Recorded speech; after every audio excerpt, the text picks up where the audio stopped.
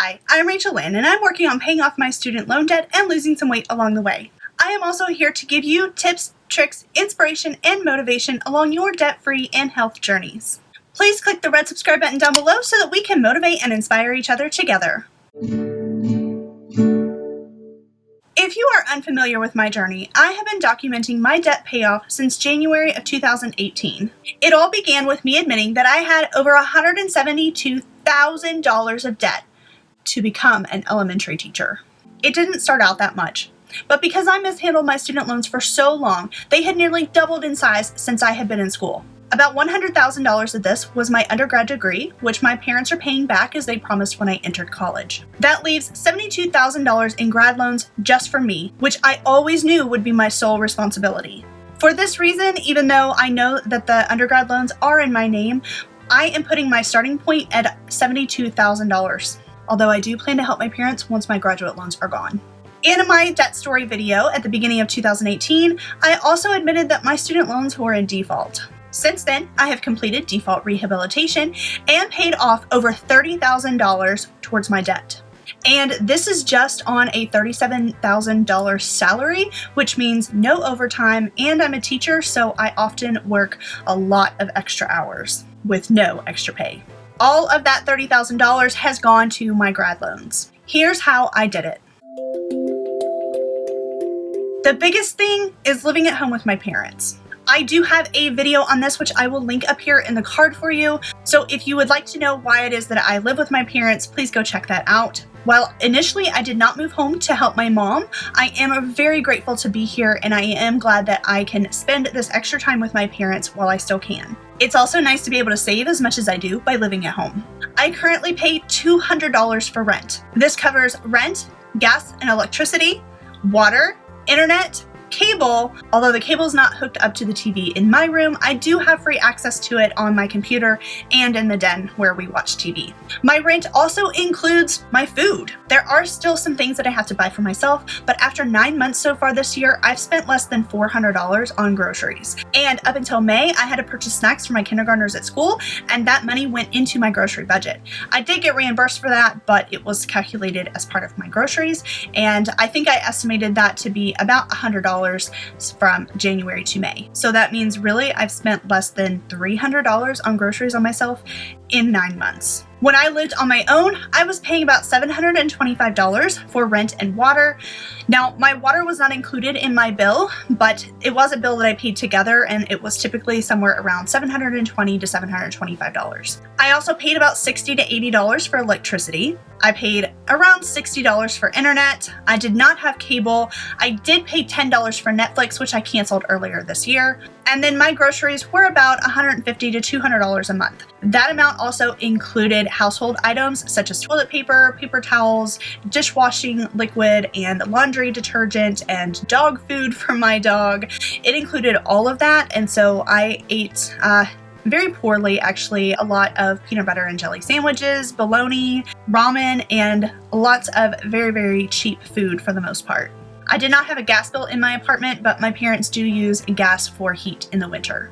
So if you take out my rent that I pay my parents now, that is a total savings of over $800 a month. Also, going out with my parents, they often pay for me when we do that. Now, that's happening less and less as my parents are trying to save for my mom's transplant surgery, but it still happens from time to time. This savings amount is really hard to quantify because of how sporadic it is, and I do still have my own personal eating out budget, so I'm actually not going to include this in the savings, but it is something to consider. Also, before I moved home, I was living at least an hour and a half away. This means trips home for holidays, coming home to work my side hustle at Churchill Downs, and then any other random trips home, I had to spend extra on gas money. So I'm actually saving quite a bit there as well, and I have estimated this savings to be about $500 to $1,000 a year. Also, while living at home, I ended up having a $1,500 car repair and was without my car for about a month. I was able to use a spare car that my parents have since my mom can no longer drive, and I got to use that car and did not have to get a rental car, which means I saved at least several $100s right there. Other than living at home, I have done several other things to help me pay off debt so quickly.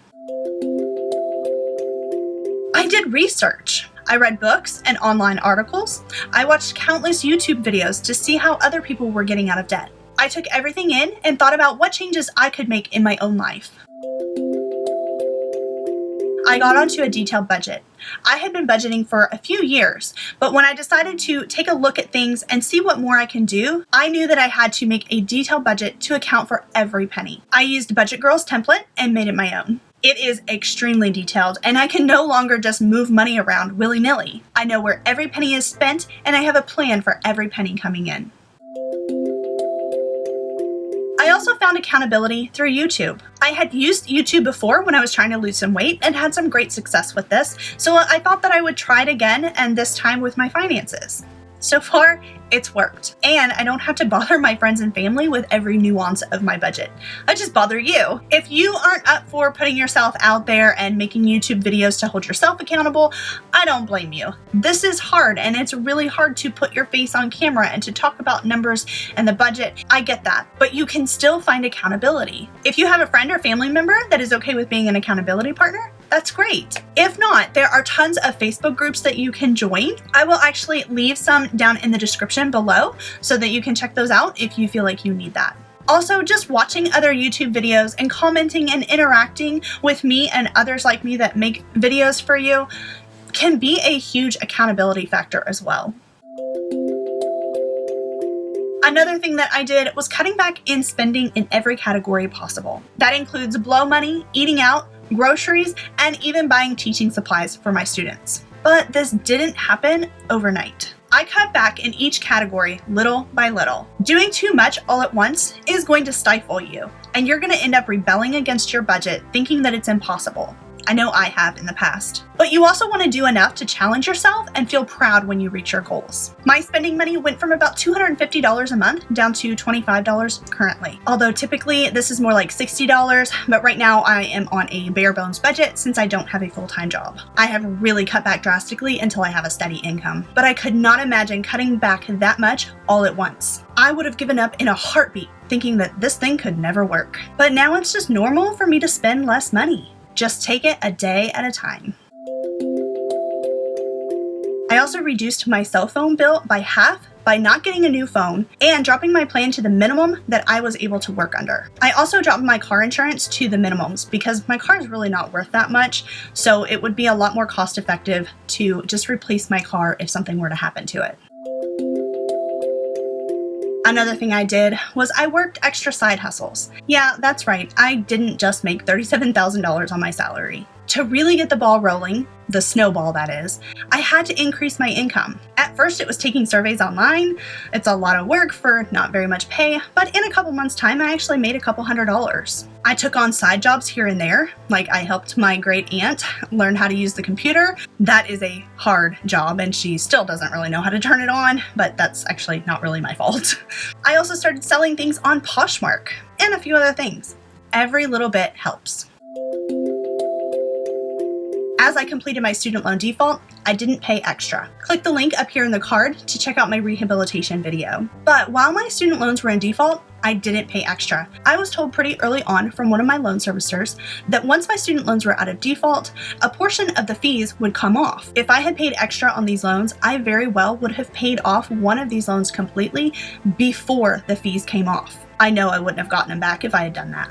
I really can't tell you how much came off because when your student loans are in default, they make it really hard for you to even know how much you owe. But when they did come out of default, I actually owed several $1,000s less than I had calculated. I also save as much as possible and make extra payments on my debt. While my student loans were in default and I was going through rehabilitation, I saved every penny I could. At the end of 2018, I was able to pay a $10,000 loan off completely.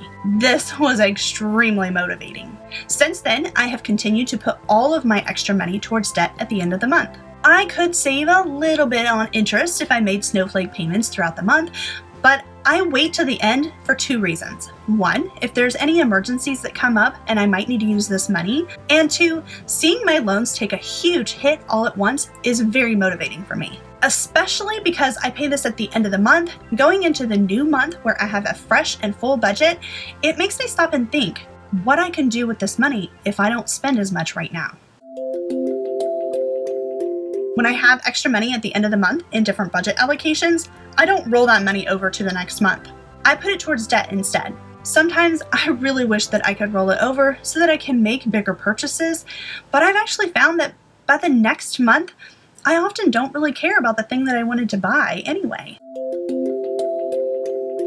I limited my sinking funds. When I first started, I probably had about 5 more sinking funds than I do now, and after about a year, I realized that many of these could be cash flowed.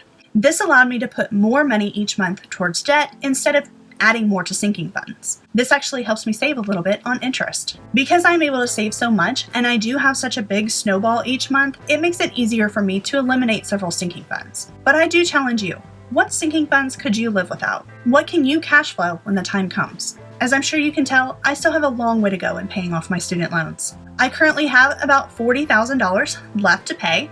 I'm getting very close to the halfway mark, and if I hadn't been jobless for the last 4 months, I would have surpassed that by now. I currently have over $5,000 in savings waiting to be paid towards debt once I do have a full-time job, but it's there just in case I don't make enough money each month while I'm still looking to find a full-time teaching job. It's been a struggle, and I know it will continue to be a struggle, but I already know it is well worth it.